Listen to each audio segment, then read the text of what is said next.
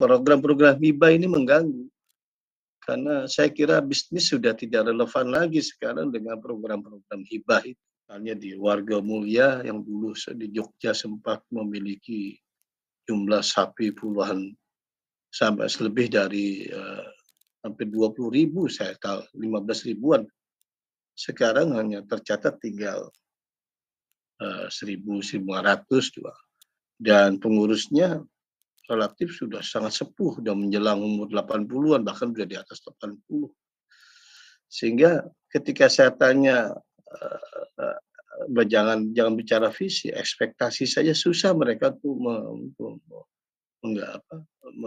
memberikan satu gambaran tentang apa sih yang harapan mereka di dalam pengembangan koperasi ini, karena asetnya masih sangat baik, dia masih memiliki ya pengolahan silo-silo yang cukup bagus masih sebetulnya, tapi semua idle. Koperasinya memiliki aset yang kantor yang sangat luas di pinggir jalan, tapi idle hanya karena karena rata-rata udah sepuh, tidak ada proses regenerasi, jumlah populasi menurun, lalu kemudian terjadi mismanagement, terjadi kemudian macet, kewajiban-kewajiban anggota. Inilah yang kemudian sekarang akibat dari adanya kredit macet 1,2 miliar langsung meruntuhkan bisnis yang sudah puluhan tahun dijalankan di Koperasi Warga Mulia ini.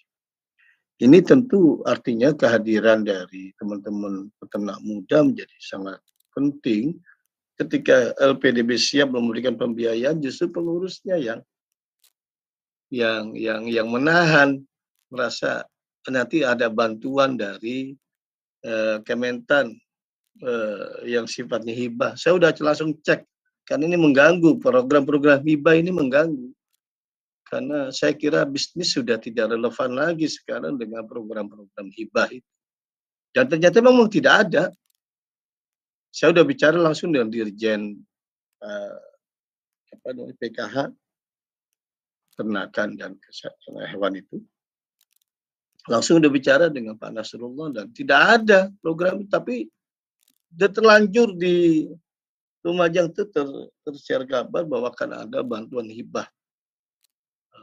Sehingga upaya tadinya kita sudah memperhitungkan ada pengembangan populasi dengan pembiayaan dari LPDB, ternyata kemudian mereka sendiri minta ditunda, di hold karena nunggu kepastian dari bantuan hibah dari Kementan yang ternyata tidak ada, sehingga lalu terhenti proses ini gitu. Padahal produksi selasenya dari apa yang kami lihat di lapangan dan informasikan, ini bisa dikembangkan kapasitasnya. Populasinya juga bisa dikembangkan karena rata-rata baru 3 sampai 5. Kita berharap bisa meningkat jadi 10 gitu. Ketika saya melihat potensi, ketika saya merasakan ada masyarakat yang merasakan nilai manfaat, saya mencoba mendalami masalah koperasi itu seperti apa. Ternyata potensinya itu sangat luar biasa untuk susu gitu. Koperasi sudah punya alat pengolahan susu untuk keju, untuk pasteurisasi, untuk yogurt. Akhirnya kita sadar untuk olahan susu itu kita butuh susu yang bagus. Susu yang bagus bakal ada dari sapi dan anggota yang bagus juga. Akhirnya kita mundur jauh ke belakang. Akhirnya kita tidak fokus dulu di produksi, tidak fokus dulu di kualitas, tapi kita bentuk dulu SDM anggota. Kita screening lagi anggota, kita kasih lagi pembinaan ke anggota.